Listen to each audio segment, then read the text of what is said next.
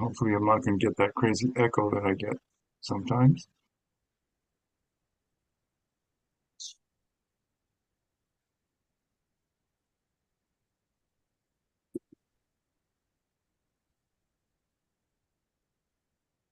There, that should fix that. Okay,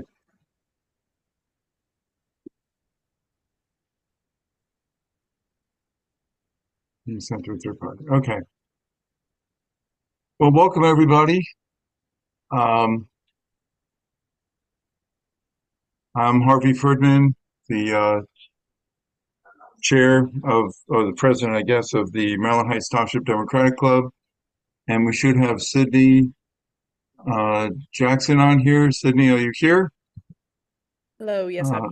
there you are, president of the Creve Coeur Township Democratic Club, and we'd like to welcome you and kick off the meeting with the Pledge of Allegiance.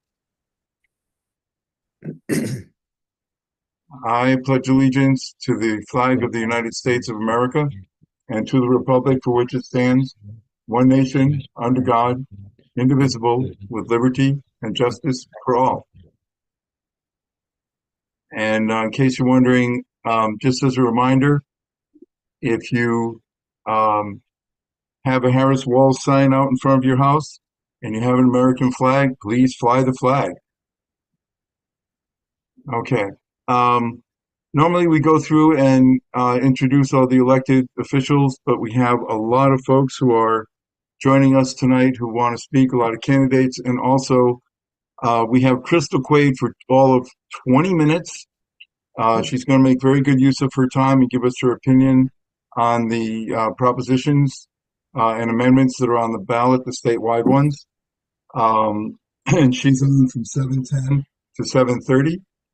Very busy out there campaigning and doing other important things. So, with respect to her time and others, I'd like to get started by asking Ray Hartman to give us a campaign update while we're waiting for, well, not while we're waiting, but Ray is the highest, running for the highest office of the folks on here, other than Crystal.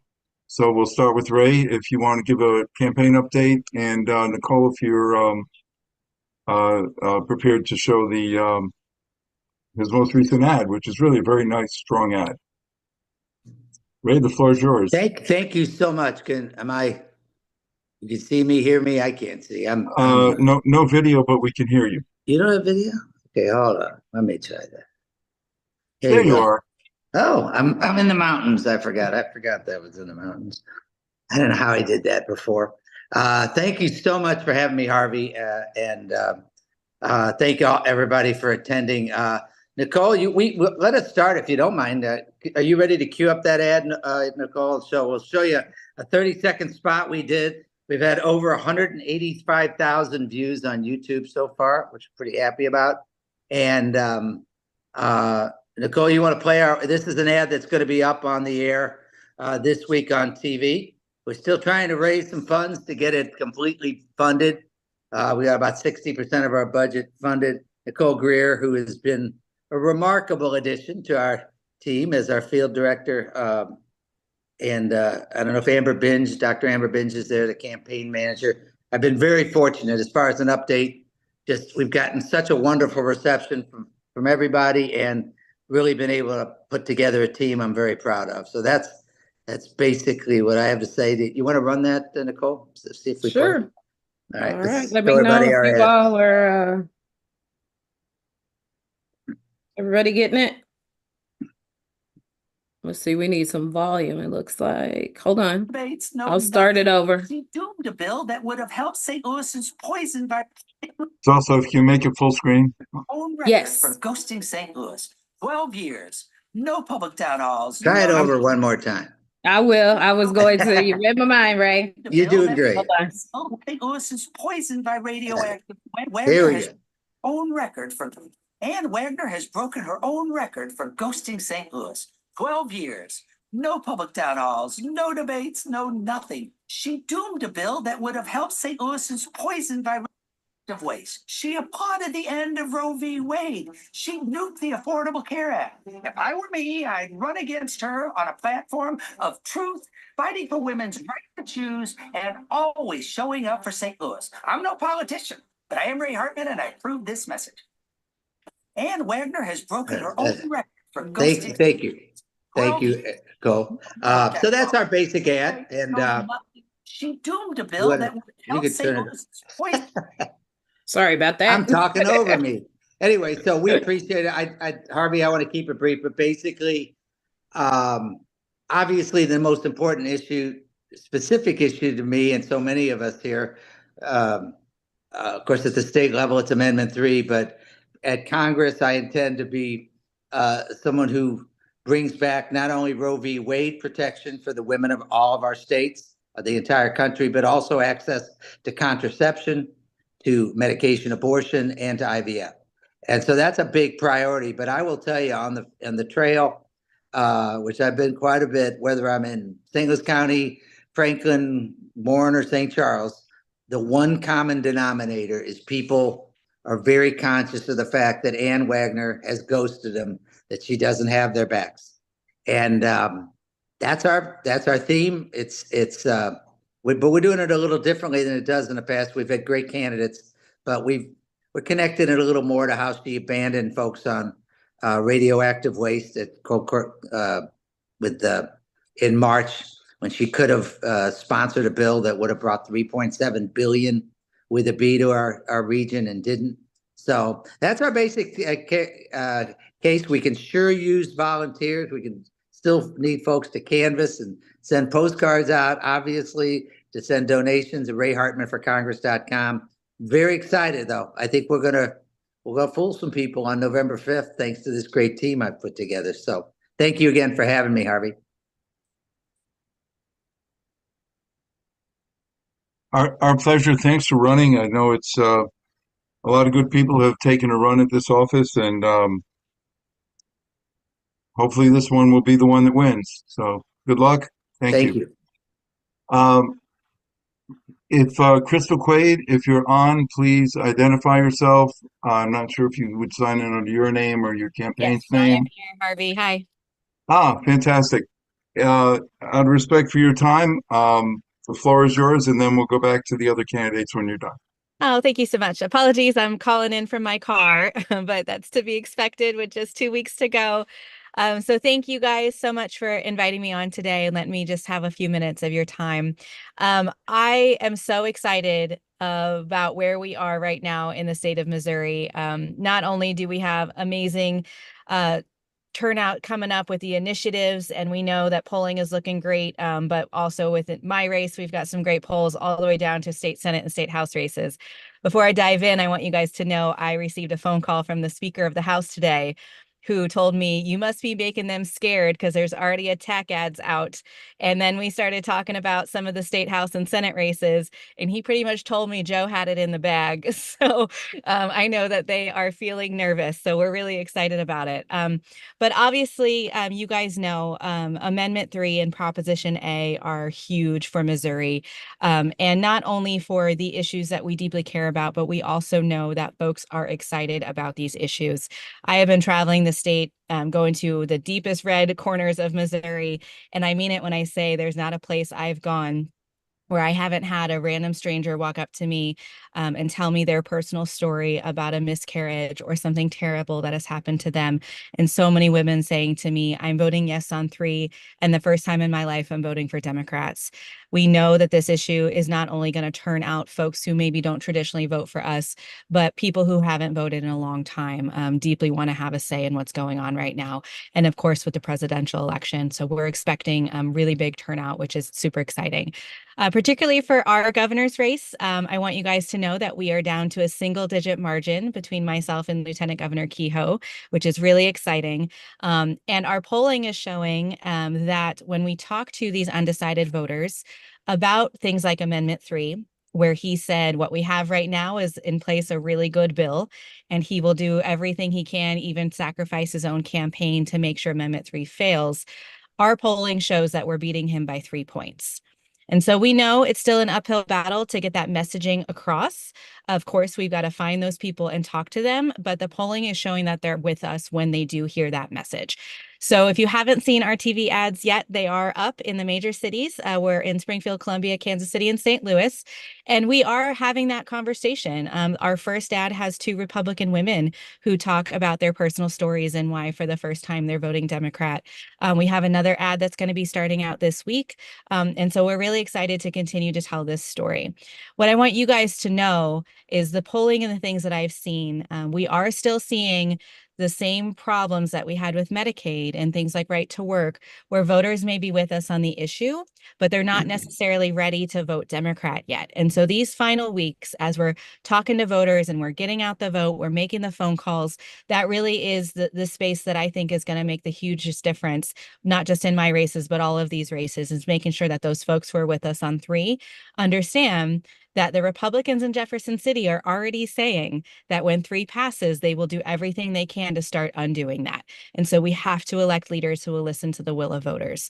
But that said, I mean, the numbers are looking really good. And I know polls are just a snapshot in time, but I really am excited about the opportunity that we have here, not just in my race, but of course, all of these down ballot races. And as you guys well know, we are only 3 seats away in the state house and 2 in the state Senate from breaking the Republican supermajority. So when we get Stephen Weber in Boone County and Joe wins his race up here, then we've done it. And that's all we have to do. And then in the House side, you guys probably know this number, but we had 5 candidates last election cycle get less than 500 votes in their state House races. And so we know with this increased turnout and a lot of folks running again, like Colin Lovett, that absolutely breaking that supermajority is going to happen this year. And that really sets the stage for what we do as Democrats over the next 10 years in the state of Missouri. Because when they do come back and try to go after Amendment 3, I can veto that. We can uphold the veto and we can really stop the bleeding here and start having real conversations about how we can move Missouri forward instead of just playing defense all the time. And so I'm really excited. I know that we've got a lot of work to do over the next 2 weeks and a day, but I know that we can get it done. And the other thing that I wanted to share with you is while we're not seeing the millions coming from the national folks like other states are, for the first time in a really long time, we are getting attention from the national party. You may have seen that the DNC sent money to the state party to help with our coordinated campaign efforts, so the door knocking and the phone calling and helping with staffing there. They're also on the Democratic Governors Association side doing matching funds for my political action committee. So when I raise more money to help with these ads, they're matching that, which is huge.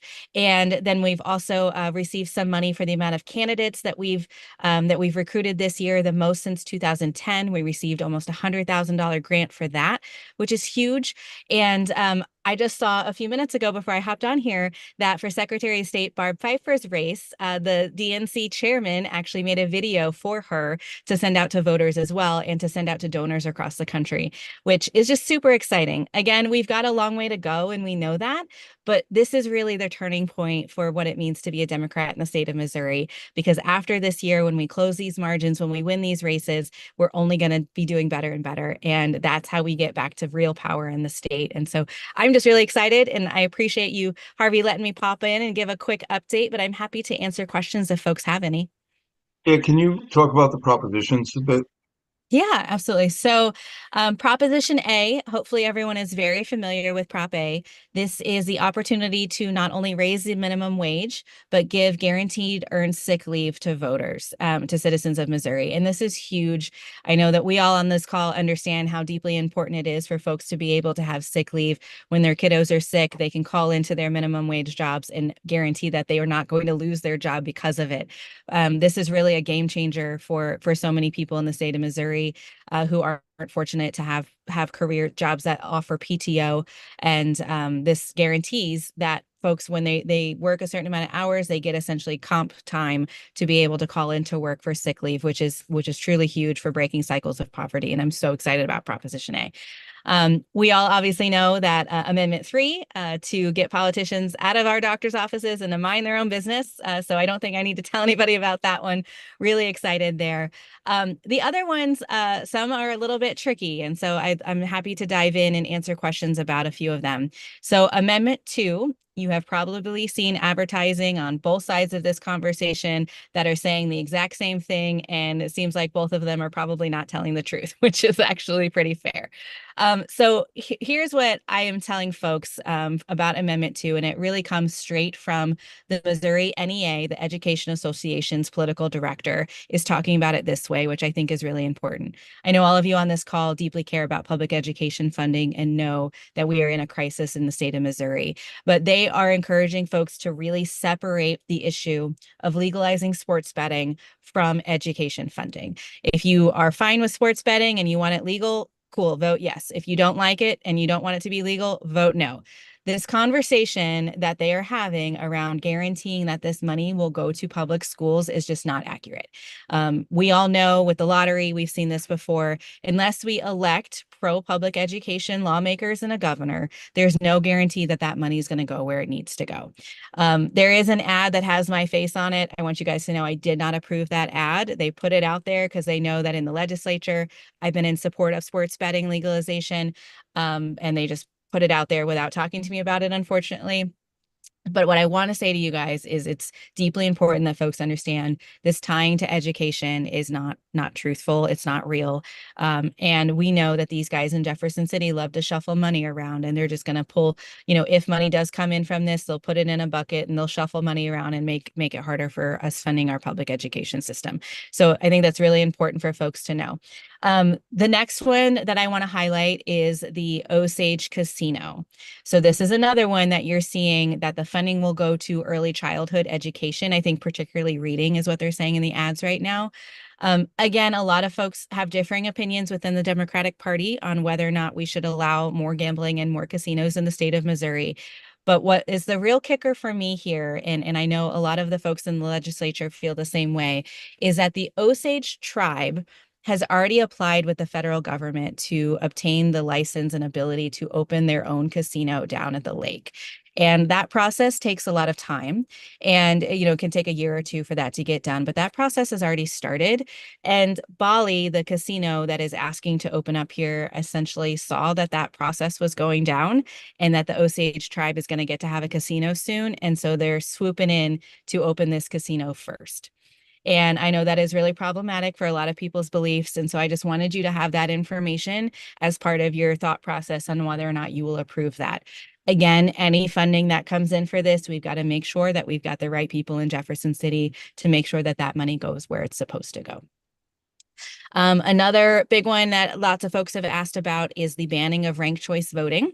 And that one is on the ballot. I do want to say that it does provide a carve out for the city of St. Louis's voting mechanism, which they did by a vote of the people last year to do a similar style to ranked choice. It's not quite the same, but it's similar.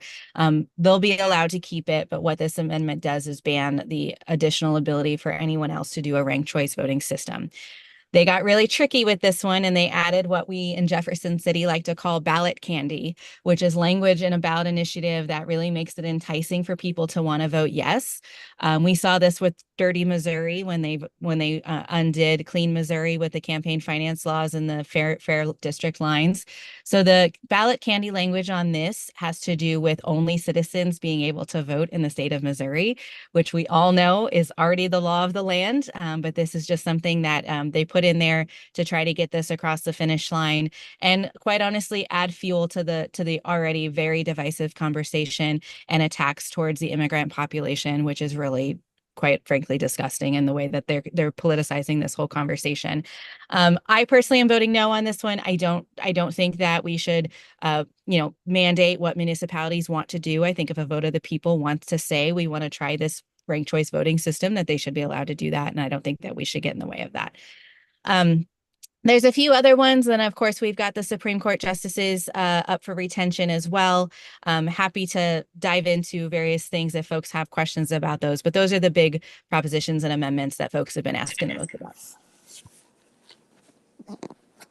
Okay, we have a couple of minutes for some questions. Crystal, when you have to go, let us know, please. David and Dale, go ahead. Yeah, about the Amendment 5 where they've thrown in the ballot candy.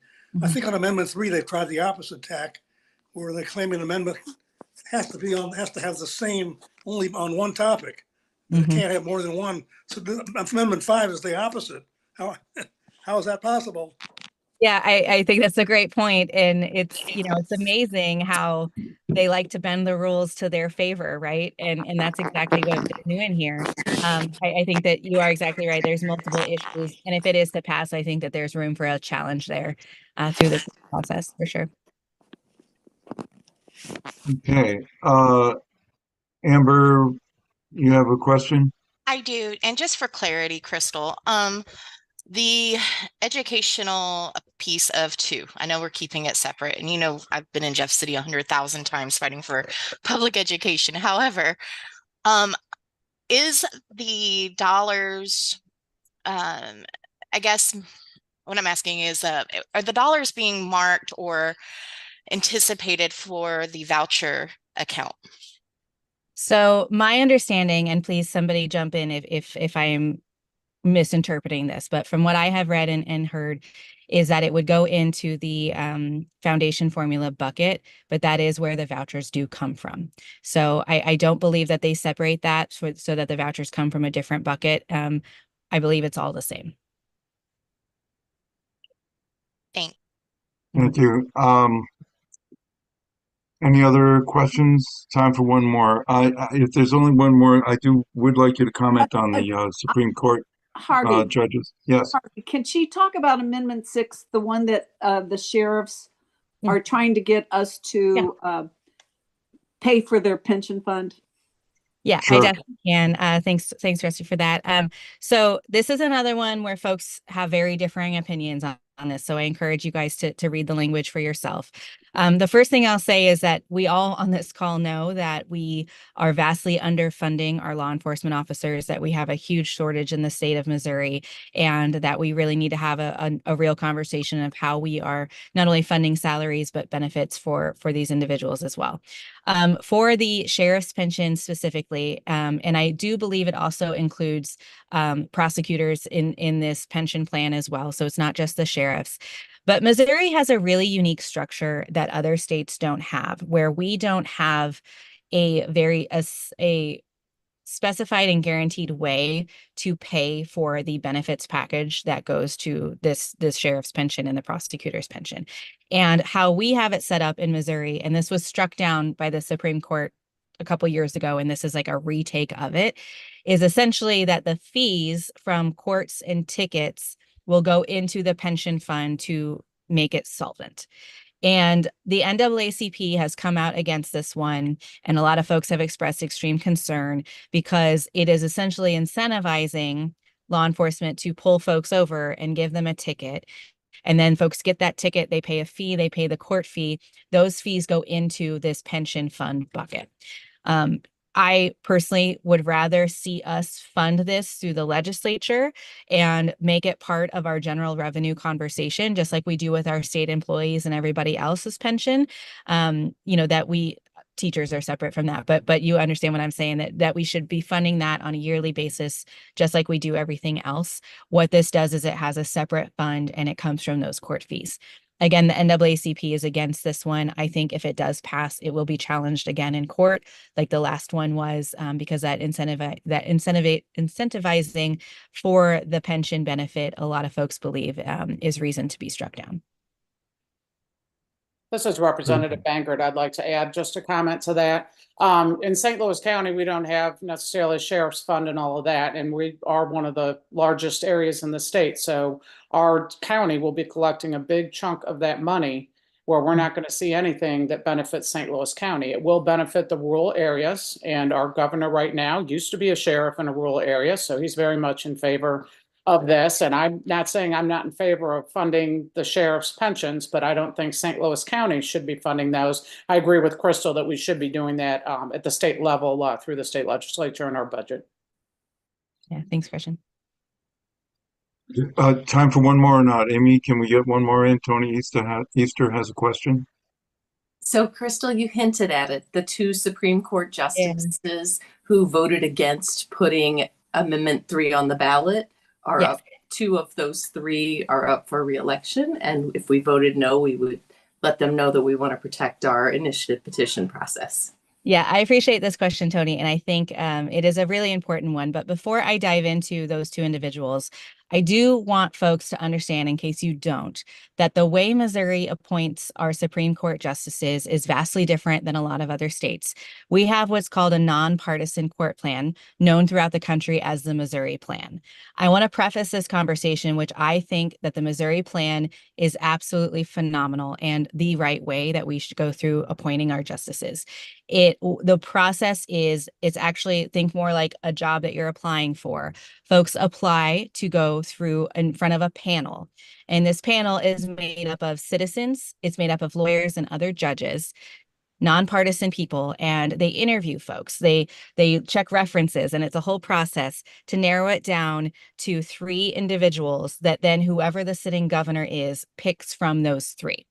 And so when you look at our judges and you're digging into whether or not you want to retain them, what I want to caution folks is just because they were appointed by Governor Parson or Greitens or anyone that we dislike doesn't necessarily mean that that judge is against us on our beliefs. Okay, so I say that because what we're coming up to now is, of course, a very important vote and people who voted against what we want. But I don't want this to create a pattern that makes it more political than it necessarily should be, because the Republicans are constantly coming after the Missouri plan, the nonpartisan plan, to get rid of it, to make our judgeships be about party and about money, be about elections. A lot of other places actually have them as election processes. Okay. And so I just want to caution us as we look at the continuation of this, that we don't want to start a pattern of behavior here, and recognize that the process that we have in place, I believe, is very good. We also have it in Greene County where I live. But yes, to Tony's point, 2 of the folks that are up for retention, Ginger Gooch is her name, and Kelly is the other one. Sorry, my daughter is leaving for practice. Okay, see you later. They are up for retention this year, and they are the folks, 2 of the 3 who voted against allowing Amendment 3 to go to a vote of the people. And I believe that Ginger is relatively new. This might have been her 2nd or 3rd vote. And she has not been there very long. She was just appointed. She's actually from down Southwest Missouri, where I'm from. So, I will be voting no to retain those folks because I don't like what they're doing. But I wanted to tell you guys that beginning part because it really is important for the larger discussion, especially now that citizens are paying attention to who these justices are. I know normally when we go in to vote to retain judges, people are like, I don't know who these guys are, whatever. And people will vote yes or no or leave it blank. I'm really excited that folks are starting to dig in to learn about who these people are and whether or not we should keep them. I just want folks to know that the governor next to the person doesn't necessarily mean that they're bad. So thanks for letting me explain all that. Crystal, thank you for your time. I Yeah. think we went a little bit over. I hope Amy doesn't hold me liable for that. You are fine. I appreciate you guys being flexible with me. And thank your daughter for lending us to you, lending you to us for this time. And Yeah. best of luck. We're all on your team and looking forward to your win. Well, and I want to say thank you guys. I know the next 2 weeks are going to be intense. So many of you have been working so hard, and I just deeply appreciate it. But keep knocking doors, keep making the phone calls, keep making the donations if you can. And don't forget that early voting starts tomorrow. So here we go. Thank you guys so much. Okay. That was great. We'll have a little discussion about the propositions afterwards if we have some time. Next up is Joe Peerless, also known as Fearless Joe Peerless. And oh, by the way, I learned that that moniker actually came from when he was in high school. Is that correct, Joe? That's correct. Okay, the floor is yours. Well, thank you, Harvey. This is a tough act to follow. I'll do my best. So I'm Joe Peerless. I'm running for the state Senate District 15 in West St. Louis County. That includes Town and Country, Chesterfield, Manchester, Baldwin, Ellisville, Wildwood, and being St. Louis County, a few other small cities and some unincorporated areas. I came to St. Louis for graduate school in 1974, met my wife, had her convinced we'd move back to Milwaukee, but she wanted to stay here, so I listened to her and we stayed here. Practiced law at Greensfelder for 13 years, and then I spent 29 years at Drury Hotels, heading up development and acting as general counsel. And in that role, I would meet with city officials, neighbors, sellers of property to come up with win-win situations. It was while at Greensfelder that I became a Red Cross volunteer. I've been a Red Cross volunteer for over 38 years, and but for this campaign, I'd probably be in Florida or North Carolina right now on deployment. I'm running primarily for two reasons. Their names are Molly and Dylan, my granddaughters. This isn't the state that Brenda and I raised our kids, and I want to try to do the right thing for the right reasons. I was fully retired. This was never on my bucket list. I have no interest in doing anything else other than representing Senate District 15 in the state of Missouri. As Crystal said, there's a lot at stake in this election. First and foremost, we want to have Crystal's back when she wins. So it's important to break the supermajority, both in the House and in the Senate. And as she said, we need to pick up 3 seats in the House, hold 3 in the Senate, and flip 2. Flip 15 where I am, and flip Stephen Weber's district in Boone County. Once we have that supermajority broken, we're going to be able to do some good things, primarily to keep the Republicans from forgetting about what people voted for. The Amendment 3 is really a 2-step process. Number 1 is passing Amendment 3, and number 2 is making sure that the Republicans don't undo the will of the people, which they have done so many times before. Just look at puppy mills. Look at Medicaid expansion on what they try to do, and Clean Missouri. So I'm all about making sure that Amendment 3 not only is passed, but is implemented. We want to worry about public safety. We want public education to be improved. We are at the bottom of too many rankings across the country. Common sense gun safety is critical, and then our economy. We need to continue to grow it so that we have people wanting to come to this state. Our mortality rate has exceeded our birth rate in each of the last 3 years. So we all know who my opponent is, or we think we know who my opponent is. He was one thing during the primary, and then he took down his website and tried to rebrand himself. His name is David Gregory. He's an extremist, and don't let him kid you. Otherwise, you can't change the stripes on that tiger. He's a former state rep from South County who missed 500 key votes when he was in the House, 30% of the votes while he was there. After losing for the state auditor race in the primary a couple years ago, he said, gee, what's my next gig going to be? And realized that Andrew Koenig was termed out of the state Senate and moved into Chesterfield about 1.5 years ago. From my one-on-one meetings with many people in the state, not too many people really like David Gregory. He was a sponsor of Missouri's extreme no exceptions ban on abortions. And it's because of this that I've gotten so many endorsements from across the aisle. The Missouri Chamber of Commerce, which leans Republican, has endorsed me, and they're spending money to help me win my race. They're sending postcards and doing digital media. Recently, I've gotten the endorsement of 3 mayors in West St. Louis County: Bob Nation of Chesterfield, Michael Clement of Manchester, and Tim Pogue of Baldwin. These are all known to be Republicans. They've told me that. They all have my yard signs in their yard, and they are telling their friends and colleagues to vote for me. We can win this election. It's going to take a lot of effort. We're on TV with John Hamm doing our voiceover. And even if you don't live in Senate District 15, and many of you probably don't, when I win, I'm able to vote on matters that affect you and are important to you. So I would just ask, if you want to learn more about the campaign, peerlessformissouri.com. As Ray said, we need volunteers. So we need people to canvass. I knocked on probably about 200 doors this weekend, had some pretty good reception. And we're doing it almost daily. During the day, I am dialing for dollars because this is a very expensive race. It's going to be the most expensive and most competitive race this cycle because the Republicans don't want to lose that supermajority, and we want to flip this district. So we've got phone banking opportunities. We've got working at the polls on election day opportunities, and we've got canvassing. So please just go to the website and sign up. We are working tirelessly to flip this seat and replace Andrew Koenig, who's an extremist, with a common sense legislator who is working to make Missouri a better state. Harvey, thank you for giving me the opportunity to address this august group. And if anybody's got any questions, please let me know. Thank you. Are there any questions for Joe? Okay.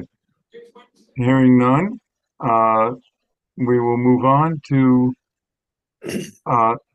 Marty, unless you have a question, can you please mute? Okay, got it. We will now move on. It was supposed to be Connie Steinmetz next, candidate Hey, for, Harvey, yes, this is Representative Bangert. right, Connie called me, before the meeting. I don't know if, you'll give me a minute to report for yeah, her. yes, But she said yes, she cut her finger. So she is, at the emergency room having stitches put in her finger from breaking down boxes. So she called me yes, beforehand. Can you hear me? yes, yes, she reached out to me and let me know that you'd be speaking on her behalf. Also, for our folks online, Gretchen's also she also won the primary for county council in our area. So she's speaking first on behalf of candidate Connie Steinmetz for state representative, and then she's next on the agenda to speak for herself on county council. So the floor is now yours, and I hope that Connie heals quickly. I do too. And as I said, she called me and asked me, and I'm glad that she also reached out to you. But she wanted to first of all thank everybody for everything that you've been doing for her campaign. She's been working super hard. I've known Connie for over 30 years. She's going to do a dynamite job up in Jefferson City. So I'm super excited about her running. She said that they're on their fourth pass through right now with canvassing, which is amazing. So she's working hard. They're out every day knocking the doors, getting the word out. She said that her opponent really hasn't been doing anything since the primary, so that's good news for her. And she's just, she's working as hard as she can, and she appreciates the support that everyone has for her. And she's also looking for folks to work the polls. So if anybody's interested in doing that or has any questions for her, she said, feel free to reach out. So I don't know if there's any questions I can answer on her behalf, but as serving in the House of Representatives, I'm super excited about her running as well as Joe Peerless. And if we can break these super majorities, it will make such a huge difference. And if we can get Crystal in there as our governor, would be amazing. So super excited to hear from everyone. And then my race, as Harvey said, I did win the primary in August, working hard towards the general election.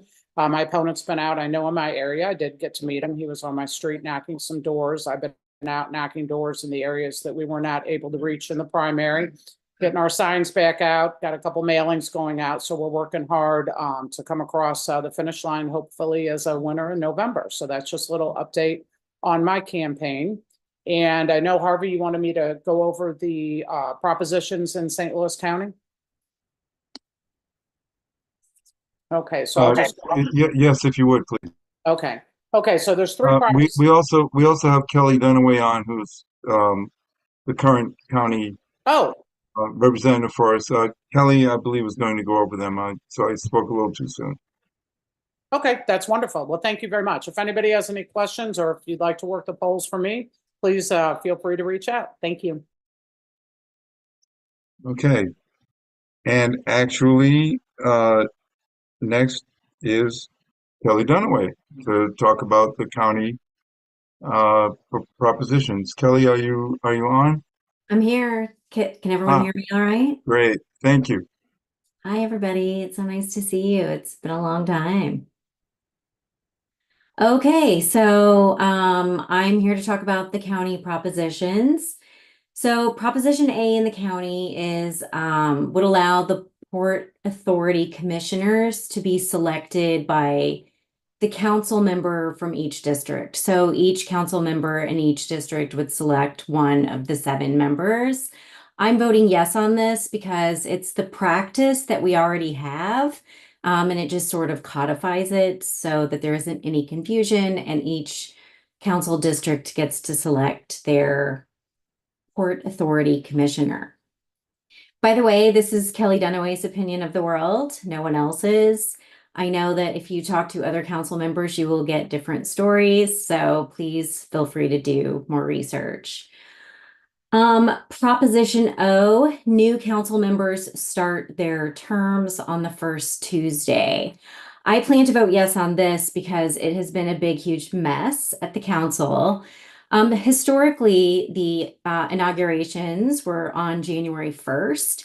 And when the Charter Commission got together in its last convention, we'll say they convene every 10 years. At the last convening, they decided that they would take the inauguration of county officials off of New Year's Day and move it to the second Tuesday of January. The charter at the same time says that the new chair has to be selected in the first council meeting of the year, which should have happened in the first week of January. So it's been a huge mess. It's caused some problems. We've sort of stopgapped it by just canceling the first meeting of the year. So there's no question or issues. But that sort of sucks for council members because you only get 4 Tuesdays off a year. And why blow that one? So I'm voting yes, just to clear up a many years misunderstanding. And then Prop C, the county council gets its own lawyer. I'm a hard no on this one, and it's for a number of reasons. The first reason being that this county council is, in my view, disrespectfully withholding resources from department heads who are trying to do their jobs in a resource-stretched government facility and operations already. This council doubled its salary, and now it wants its own lawyer, even though it won't let the county counselor's office hire enough lawyers to do the work of the county. It's the height of chutzpah, in my opinion. That's reason number one. Reason number two is that this council likes to fight with the county executive, and it's got to stop. It's one of the biggest reasons I didn't run for re-election, and it's just got to stop. And this would just give the county council yet another bludgeon to use in its war against the county executive, which sucks all the air out of the room of actually accomplishing things or finding new ways to raise the revenue to pay for the programs and expectations that people have of government. So that's my pitch. If anyone has any questions or pushback, I'm open to any of it. Are there any questions? Hey, yes, it's State Rep Ladonna Applebaum. Hey. Hey, Councilwoman, would you be able to put that information in an email and send it out? I'm in my car and I could not hear a lot of what you were saying. I probably won't get so wordy, but yes. Okay, thank you. You're welcome. Are there any other questions? Yeah, I'm wondering if there's another side to the Proposition A. Is there a reason not to support that? Makes a lot of sense, but is there another side of that argument? I'm sure if you're the county executive, you probably want to get to pick all the people yourself.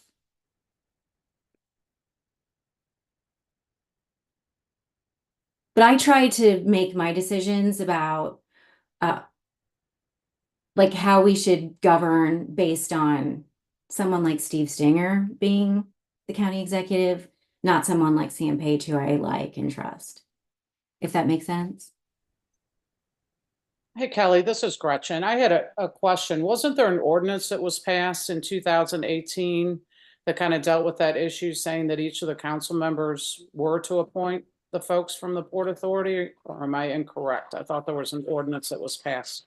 You know, I know that this was part of some of the rule changes that happened when Dr. Page was the chair of the council and was also going after the county executive pretty relentlessly. But I don't think that actually passed. I think this is this is just trying to it's trying to do what the county executive did when he was the chair of the firm, but wasn't able to do, if that makes sense. Yeah, it does. I just had a couple people say or tell me that they thought there was an ordinance, and I just thought I'd ask you while we were here, but thank you. Yeah, sure.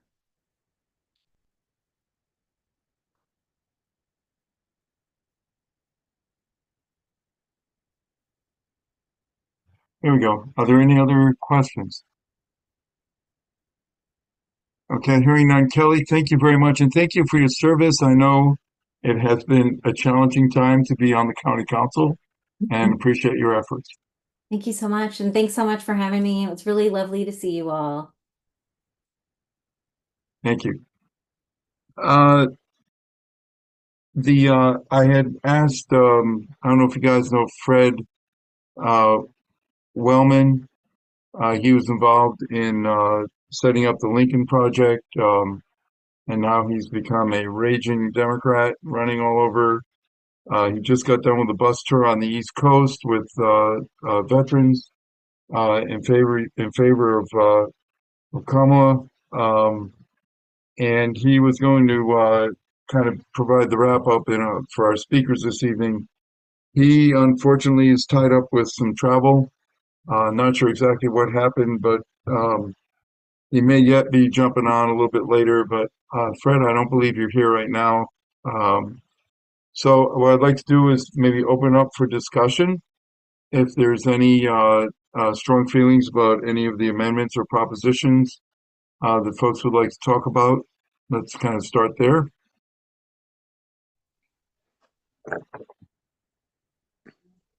You can just jump in if you have any comments.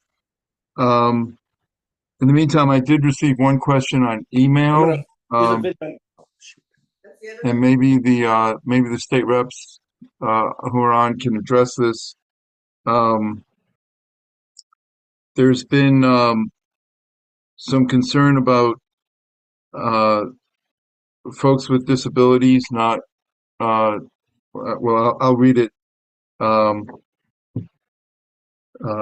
This person was reading about the lack of access to voting by people who are disabled.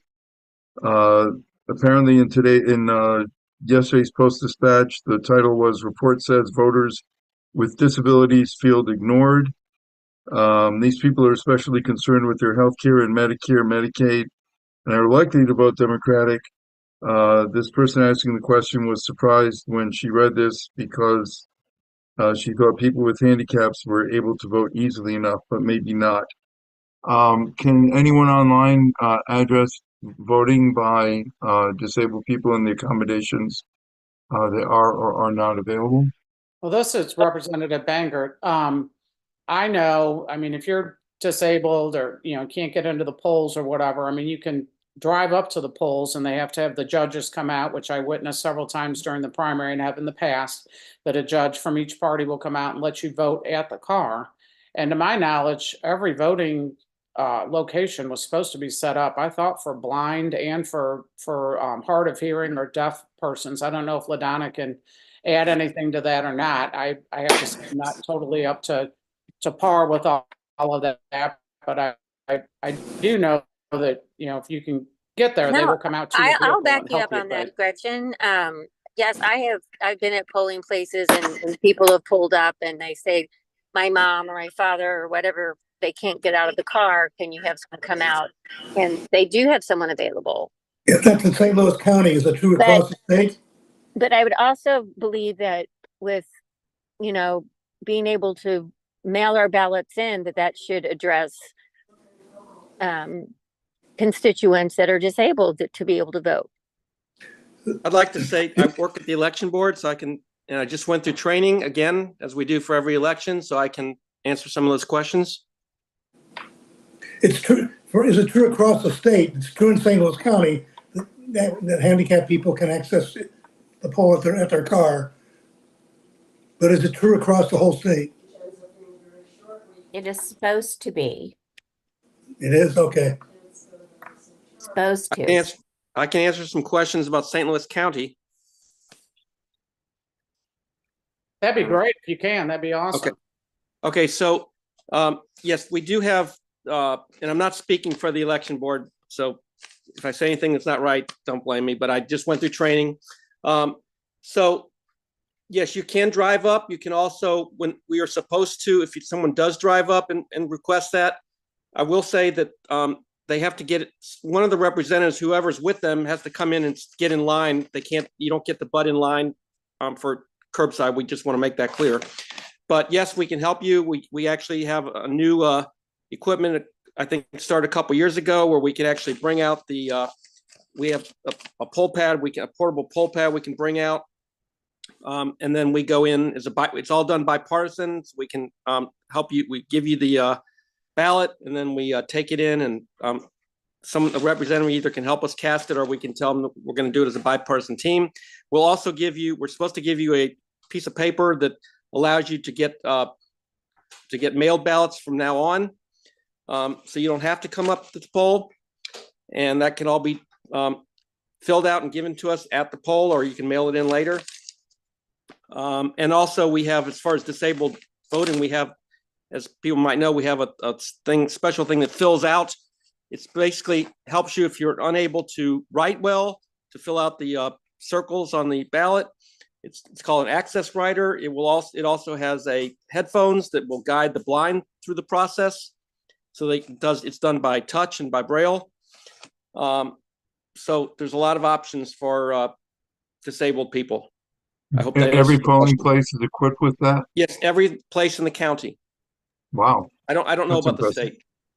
So I'm guessing that it was done by the state, because the county usually follows what the state directions are. I would like to add, we are trained, every election worker is trained to use that machine, but few of us have ever actually used it. So it doesn't mean, I mean, people may encounter what they feel is resistance, because people have never actually done it in real life. So they may get a little anxious having to work the machine. And I know I've heard in MOVPC meetings that there is there's information available to people with disabilities to find out what machine is in use in their own polling station and how that machine works, so that the person can come into the poll knowing what they're going to be dealing with. And I'm afraid I don't remember what that is, but okay, Denise Lieberman would know. And I'll let you know that they've upgraded the training. This last training session, they actually gave us a lot more training for people that wanted it. They didn't do it as part of the main class, but during a break time, anybody that wanted to, they would go ahead. They train us extensively on how to do that. The reason they didn't do it to everybody was because the classes are already sometimes they go 3 and 4 hours long, the training classes, and they didn't want to take another half an hour to do that. But they are working towards getting more workers trained on those machines. All the specifics about it. Any worker should be able to use that machine, though, with the basic training. Thank you, David and Tony. That's very informative. We have a question from Nancy Price. Well, if you go to the League of Women Voters, lwvstl.org, we did a webinar that is posted there on specifically disability voting. And we also have a handout about the different aids, depending on what is going on with this is telling me I've switched to Spanish. Can you understand me? Yes. Okay, then I think it's just it's saying I'm speaking Spanish. Okay, and that would be a miracle. But anyway, it talks about they have lower tabletops for people that are in wheelchairs. Now, the thing is, they do have what those things are called that somebody else put in there. They're called doorbells in the city. And that's because they have so many facilities that are not that accessible because they have older buildings. But it's also because the feds came in and told them they had to do it. So there's a difference between what the federal law says and what everybody's doing, but it is getting better. But yes, they can, anybody can pretty much can do permanent absentee voting, which goes to your election board. So if you move from one election board to another, you have to do it over again. But that will get you an application for an absentee ballot every time there's an election where you live, not a ballot, because we can't just send out ballots. Okay, and thank you. I've noticed that Fred has joined us. Uh, and thank you for that information, Nancy. Fred, are you there? Well, maybe, maybe not. Hey, sorry about Oh, that. there you are. Is there any more discussion about handicap voting, accessibility? I didn't want to cut that short, but I also want to give Fred some time to talk about his experience outside of St. Louis, and if you will, inside St. Louis is good as well. But I know that you recently got back from a trip, and it sounded like something that is good to share. So, if you want to also introduce yourself just a little bit, I did introduce you earlier, but I'm not sure that I really did you justice. I don't know if that's true or not. There's a lot smarter people on this call than I am. I've seen the names. Hi, it's good to see you guys. Those you I've met before. Thank you. My name is Fred Wellman.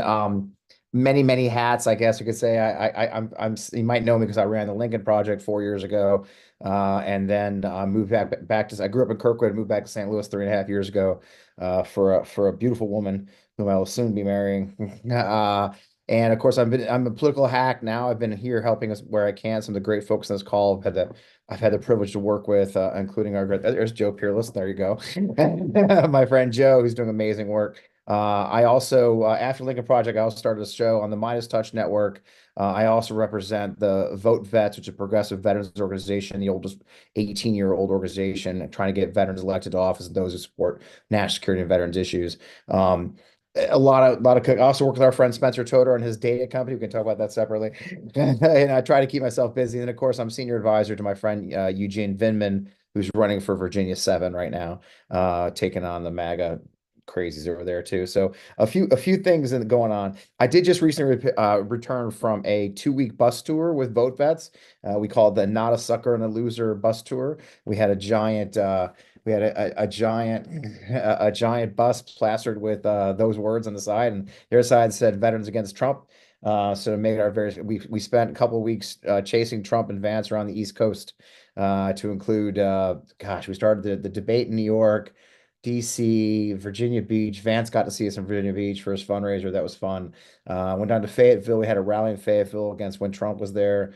Headed up to Philadelphia, Scranton, Reading, Harrisburg, had a press conference on the steps of the Pennsylvania State Capitol, Pittsburgh. It was a whirlwind trip that I'm yet just to recover from. But what was fascinating, it was fascinating to me is I guess I try to be an optimist around this. I try to be positive. I know it's hard to see it right now, and of course here in Missouri, and those who've seen me speak before, I'm a big believer in the fact that we're winning, and the war is being won generally over in the larger sense. Will we win the war here in Missouri? Well, we'll see. I think our friends Joe may win a few battles for us, and maybe even Crystal and a few others. It'd be wonderful if we turn out.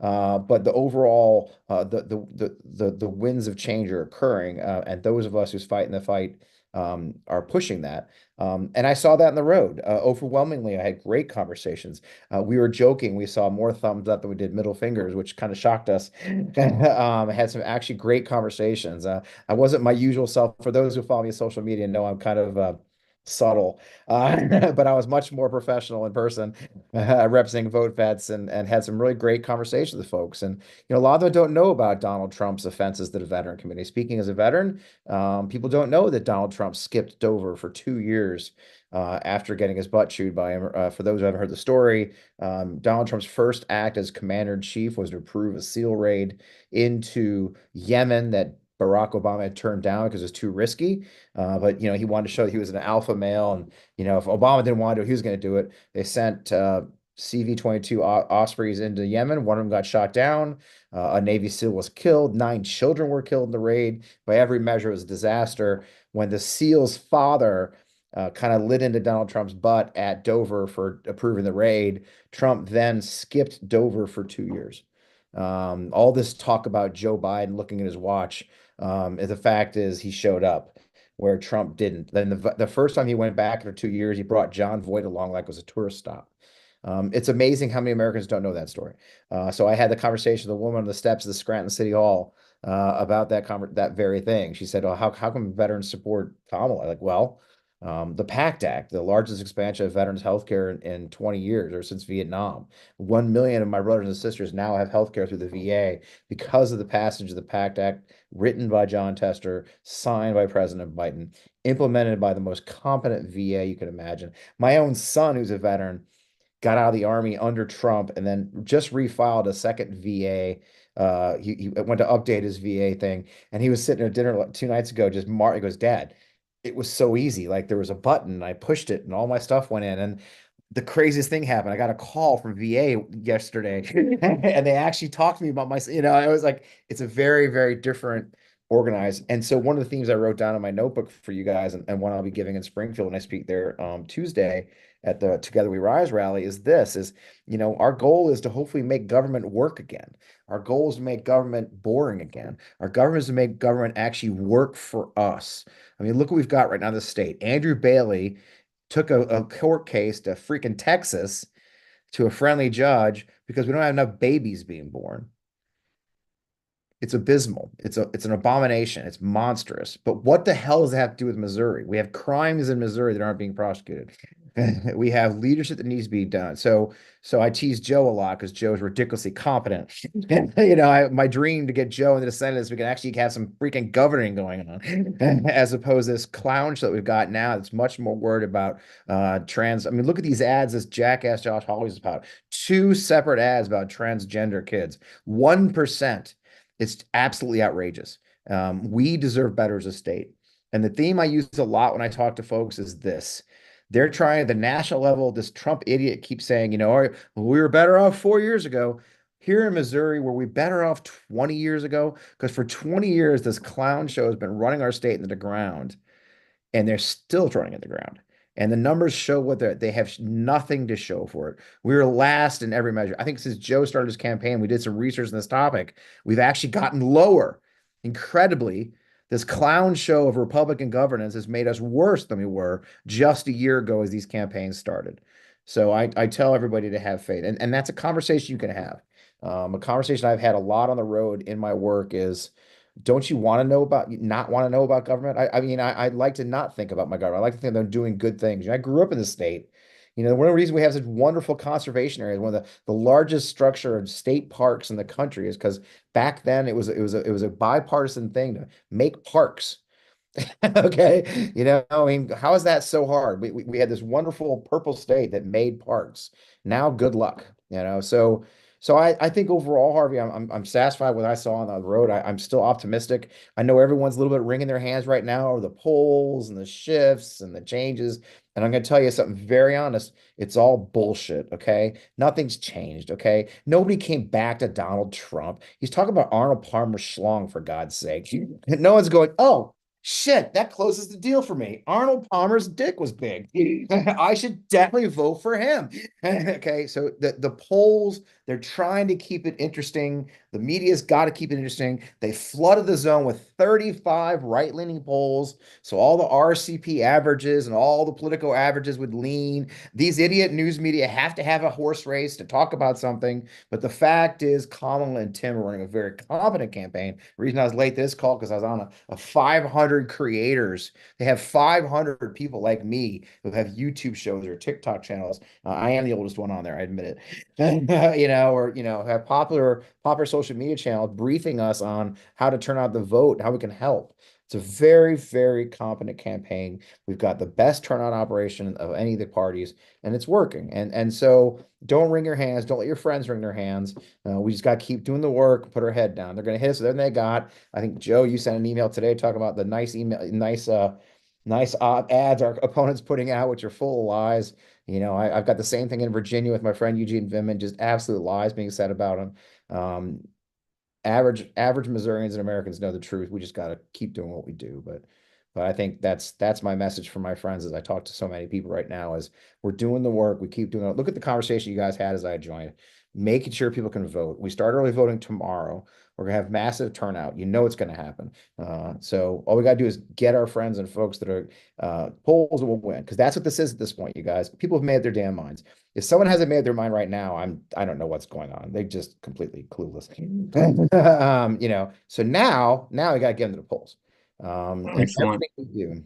So is that Harvey, am I missing anything? You want me to talk about something else I forgot? No, that's fantastic. That's one of the reasons I asked you, because you sounded so positive from the feedback you were getting on your trip that I thought it'd be nice for people to hear some good news for a change. Um, There's a so lot it of is it. very much appreciated, and your efforts and your work is also appreciated. So We have great thank you and candidates. congratulations on your marriage Oh or yeah, upcoming marriage. we're gonna wait till after the election just in case we lose and I have to flee the country. Because I am being sued by Mike Flynn. Yeah, my lawyer called me. I'm Mike Flynn suing me for. Really? You didn't know that? Wow. $150 million for one tweet. It's amazing. Wow.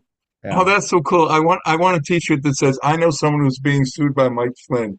Right? Well, That's so cool. this life of celebrity is hard to manage sometimes. And this joke is a friend, I can't curse too much, I promise, but one of my friends said there's nothing more dangerous than man with zero assets and zero Fs to get. And I'm that guy. I was like, what are you going to take? My used car? Go for it, bro. Yeah, it's like my lawyers and I have a deal that we will not settle. We're going to take it all the way. We're waiting for the Florida appeals court. He also sued Rick Wilson separately, so we're waiting for the Florida appeals court. That guy, all the cases have been thrown out. But the point being, they are picking people they want to go after. So we joke all the time about the gulag we're going to live in, and if I get I will look terrible in uniform if they bring me back on active duty to court martial me.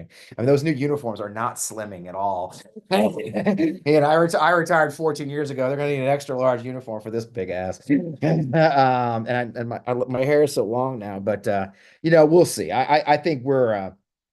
I just believe in my heart that the American people have seen enough of Donald Trump, and they've seen enough of the Republican Party. And if we can make sure that our friends here in Missouri make that conscious decision. And look, we know a lot of our friends are lost, but enough of them are going to come over and talk to us and run that ticket down. So people like Crystal and Joe can get elected, and we're going to win this damn thing. And look, I'm going to be honest with you guys. We don't win it this cycle. Great. We're going to try next cycle, and we're going to try again next cycle. And it's like my friend in Arkansas said, Chris.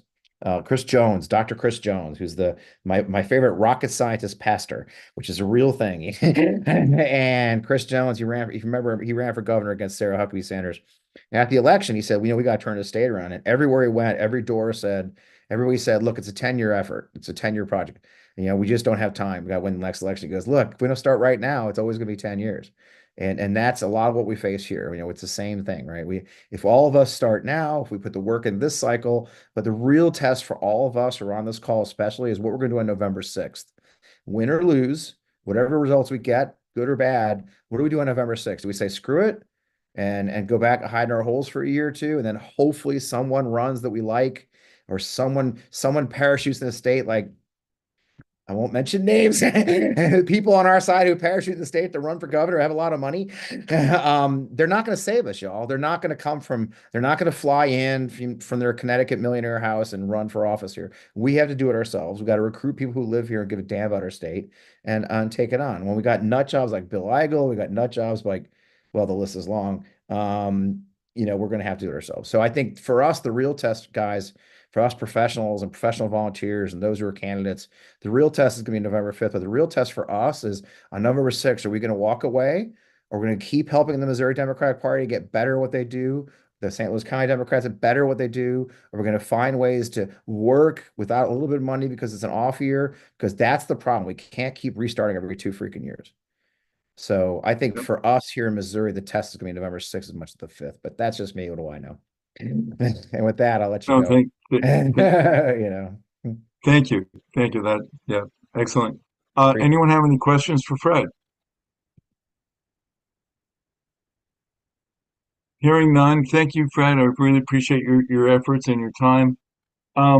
Kathy Chipperfield, would you like to speak about the Indivisible program, Neighbor to Neighbor? Sure. We just started it in Missouri. It had been going on in the swing states since 2022. Basically, I put the link in the chat. And if you go to that, that's the National Indivisible site. It gives a complete explanation through a short video of what the program is. And then you, if you say you want to get started, and here's what the program is. You get a list of 10 people that are Democrats or have voted or listed with the Democratic Party in your neighborhood.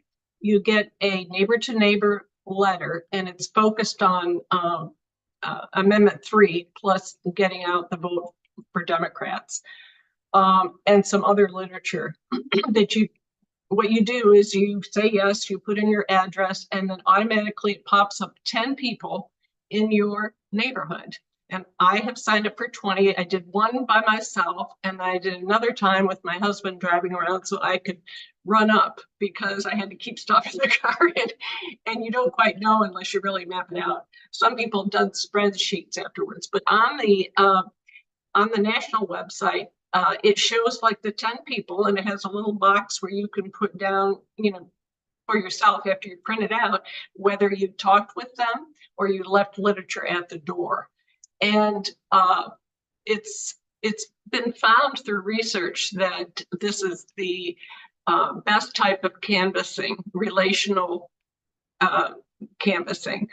And so at any rate, we started it in St. Louis last week. It'll be a week last Wednesday. What I did is I had Indivisible meet with another group, Conversations for Political Change, which Tony's a member of both of them. Tony Easter's a member of both of them, so she knows about this. I met with them and we got 25 packets together. We tailored our letter to change a little bit of stuff from the national letters. So it showed when early voting was in Missouri and other Missouri specific things. And then we got all the people that we had endorsed in the election, endorsed through Indivisible, from the governor down to treasurer, and then other persons, Joe Peerless and other people that we were very interested in, got their literature, attached it into stacks of 10, and then we had a central place where they could go and pick it up. Now, that's just because Conversations really wanted to do something as a group, and this came along with Indivisible. It's not necessary to do this with anyone except your friend, your spouse, or someone in your neighborhood. And Tony's holding up this another sign that we have that we take by the door. Normally, Indivisible is nonpartisan, except that we have, since it's the election cycle, and we did go through the candidate endorsement thing, we are allowed to go out and say, vote Democratic. Normally we go with a lot of other issues that aren't partisan. So we're telling people to vote straight Democratic ticket, and we have all the information on the amendments and propositions if they have any questions. And we do have literature from all the candidates that we can, from governor way down to treasurer. And we're taking that, and we have a person with Conversations for Political Change right now. He has all these things collated at her house. We're starting with a small group of people, like about 25. Then they go out with someone. That other person they go out with puts in their neighborhood. They go out with their 10, and so on and so on. It's like a kind of a nice pyramid, of spreading things out. So we're doing that, and I urge you, first of all, to go to the website that I posted on there in the chat, because it has a video. It says do step 1, 2, 3.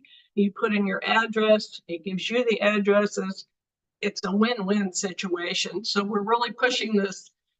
We started last Wednesday. We're pushing it until the 3rd of November. If you have any questions, let me know. Thank you. We'll take some questions in a moment. I just want to point out something extremely important. The last time that I'd used the van, which admittedly was a few years ago, the Voter Activation Network, which is supplied nationally and by the state Democratic Party to candidates, where you can go in and you can look at all kinds of interesting statistics about voting characteristics of individuals, voting histories, did they vote in every election or not, etc. But one of the most distressing um, parameters in there is a thing called drop off. And what drop off is people who vote at the top of the ballot and don't vote all the way down ballot. We have a lot of folks who don't vote all the way down ballot in St. Louis County. And I would like to ask a question. I know it's going to be a little rhetorical. Guess which precincts have the highest percentage of people not voting all the way down ballot? The ones that have the highest percentage of people voting for Democratic presidents. So this neighbor to neighbor program is really important to knock on the doors, drop these letters off, and make sure that your fellow Democrats in your neighborhood vote all the way down the ticket, all the way down. If you don't want to see Amendment 3 overturned, vote all the way down the ticket. So that's my 2 cents. Now we'll take any questions you have for Kathy on the program. Okay, I think there might be a couple other things in the chat. Oh yeah, well, Kathy, if other people want to get access to the letter that you have, is that that you crafted for Missouri? Is there a way to get a hold of that? Or? Yeah, they can contact me. I actually printed it out from my computer, and Rusty Levin, who is one of the indivisible and the moderator for Conversations for Political Change, she reworked it and really actually retyped over the whole letter just so we could fit in the Missouri things. So it's actually pretty close to what the national office has. But I have it here at my house on my computer. I can email it to someone if they have a computer at home and they want to print it out themselves. Okay. Otherwise, And yeah, just let me for know. For anyone that doesn't know how to get in touch with Kathy or any of those folks, then if you just reply to the invitation for this meeting, then I will get that email and I will then forward you the contact information that you seek. Okay, great. Thank you. And I think someone raised a hand. I'm sorry, I'm a little bit behind keeping up with all this. Is there It's anyone else that has Rusty. any questions or comments? Rusty. Rusty has her hand up. Hi, Harvey. Thank you. Yes, I'm with Conversations for Political Change. I work with Kathy and Tony. And sorry, I'm not on video, but I'm in my pajamas. So it's like one of those nights. Anyway, I started the morning off with Kathy this morning. And so I'm ending the evening with her tonight on another Zoom. So anyway, we rewrote that letter. We combined the entire, the indivisible, what they suggested, but then because we had done voter registration on community colleges, Conversations did it for 6 weeks. We registered a whole lot of new voters, but so we not only were registering voters on campus, we were doing voter education on campus. We were telling them what they could expect when they were going to vote for the first time. So we were explaining to these college students how important it was to complete their ballot all the way down the ticket. We couldn't tell them to vote for Democrats, and it was really hard to do that, but we had to be nonpartisan on the campuses. But what we decided to do was include that kind of verbiage within the letter to complete their ballot, give them all the new voter information laws like photo ID and the voter early voting, etc. Yesterday, when I was doing the knocking on doors, one of the women that I spoke to had never changed her driver's license from the state that she lived in 11 years ago. And she doesn't vote except in presidential elections. So she had no idea about this new voter ID law. So that was very helpful to her because she wants to vote for Kamala. And if she had not known about this law, she would not be able to do it. So she was going to run out this morning and go change her driver's license to reflect her address here in St. Louis. So it's really important to get out there. You assume that people are going to they know what they're doing, but they don't. We're all political junkies. So they really need us to help them out. And completing the ballot is one of those things that we really impress upon them. So that's all in the letter. Very, very good. By the way, if you want to just forward that letter to me, I will use it because I'm going to sign up for that program. It's a great program. It's a lot of fun to talk to your neighbors and meet the people that you've been wanting to get to know anyway. Excellent. Are there any other questions, comments, folks with their hands raised that I'm not seeing? Okay. Very good. Well, I appreciate everyone taking the time to be with us this evening. Sydney, do you have any closing comments?